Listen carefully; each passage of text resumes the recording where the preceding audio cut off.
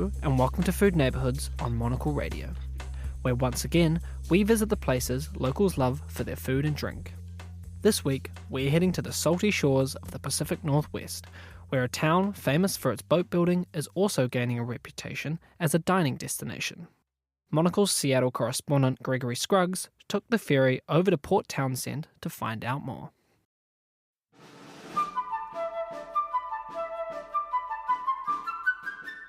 If you love traditional wooden boats, there is no better place than Port Townsend. This 10,000-person hamlet is perched at the end of a peninsula in Washington state, and it's a sailors' and boaters' paradise filled with skilled shipwrights and sailmakers. The annual Wooden Boat Festival draws a crowd from all along the West Coast to admire lovingly restored vessels. Just steps from the marina, Hudson Point Cafe even prepares a special menu during the festival.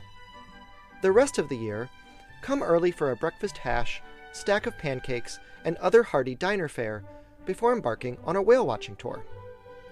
But for Port Townsend's most signature breakfast, I usually join the inevitable queue at the Blue Moose Cafe. Located inside the Port Townsend boatyard, the Blue Moose is a funky spot with eclectic decor and mismatched place settings, where you'll rub shoulders with the women and men who work in the thriving maritime industry.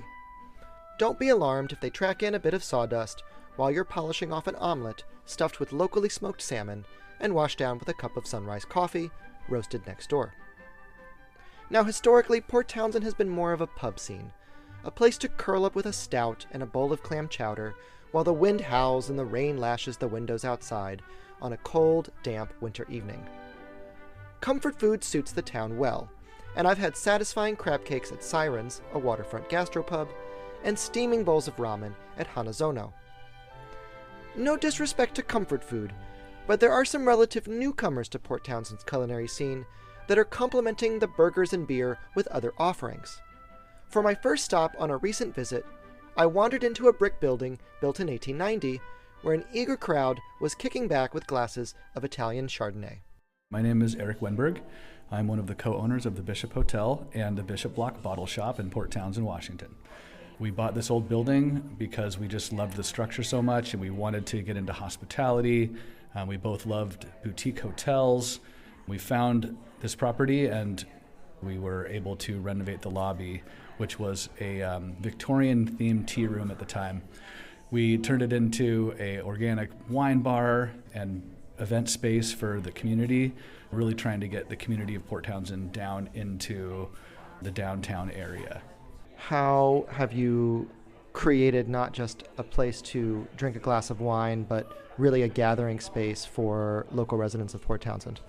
After that, after we opened this little bottle shop, we found that, well, it was pretty slow because in Port Townsend, if there's not an event going on or there's not music or a play or someone reading poetry, nobody shows up for anything. So we decided, we've always loved jazz together, gone to see jazz musicians together, and there happened to be just a lot of jazz musicians in town. So we just started reaching out, putting out feelers for anybody that was into playing jazz, putting together little jazz ensembles, and we ended up finding a lot of people. So now we have jazz 3 to 4 nights a week. We're going to start a piano bar night on Friday, and people are just really loving it. People are here filling up the space, every single day that we have music.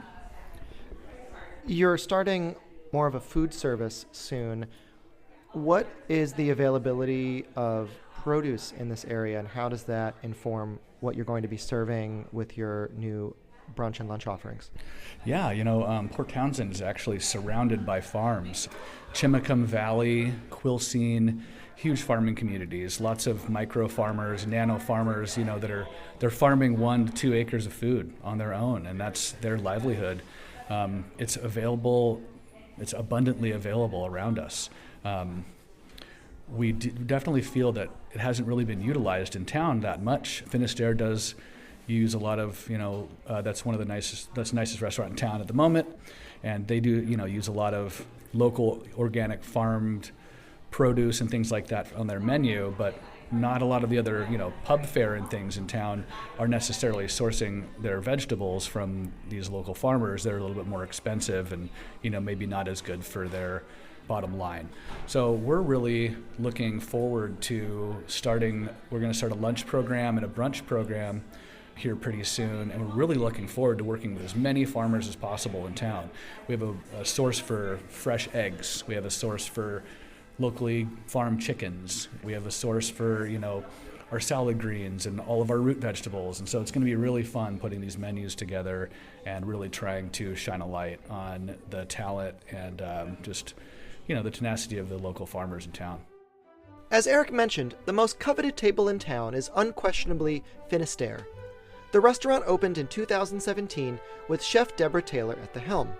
Her resume includes Michelin-starred 11 Madison Park and Per Se in New York, as well as top Seattle fine dining establishment Canless. But Taylor and her husband, Scott Ross, the GM, knew they had to tone down the haute cuisine when they chose to settle down in Port Townsend. From the Bishop Bottle Shop, I ventured uptown and caught up with Ross on a bustling Friday evening. I began by asking him about the restaurant's distinctive name. Finisterre is the name we came up with when we finally decided on Port Townsend as a place we wanted to open a restaurant. We knew here they had local ciders, they had oysters, fresh oysters, and so we kind of looked towards France, to Brittany, where they have a lot of oysters and cider. One of the peninsulas there is called Finisterre.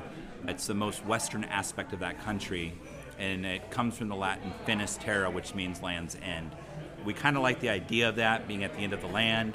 Our tagline is end of the land at the source, to follow through on that, because with that we like to work with the local farms, we like to work with the local fishermen, things of that nature.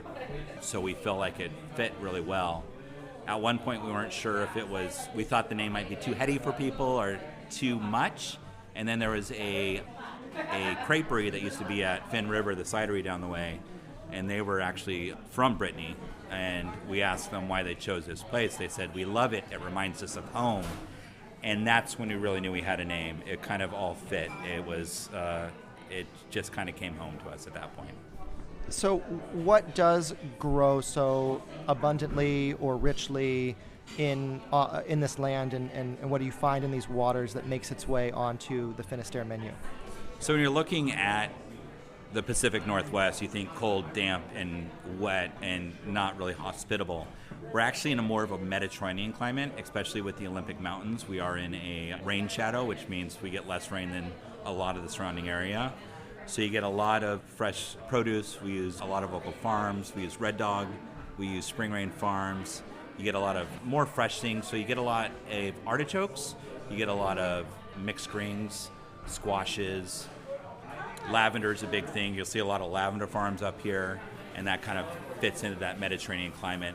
Mediterranean herbs, obviously.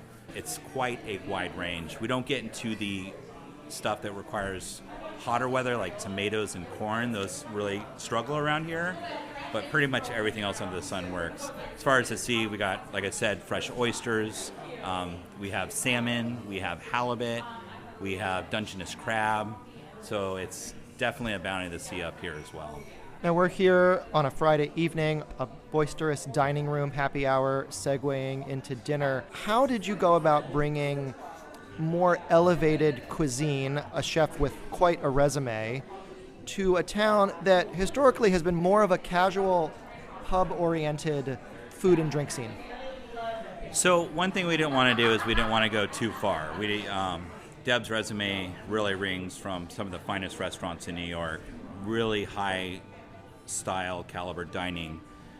She worked in places where foams, gels, things like that, plating with tweezers was a big part of her coming up. When she decided to want to do her own thing, and when we decided, she really wanted to tone that down. She wanted a neighborhood restaurant. That was her goal. But those things kind of get folded into the sauces, into the presentation. You find it more deep within versus kind of thrown in your face. So it's finding a balance between the two is really important.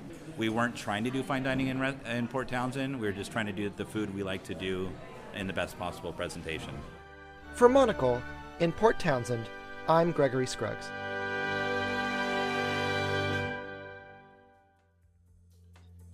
Food Neighbourhoods is a Monocle production from the team behind the menu. This episode was written by Gregory Scruggs and edited by myself. For more food and drink stories, tune into the menu every Friday at 2000 London time here on Monocle Radio.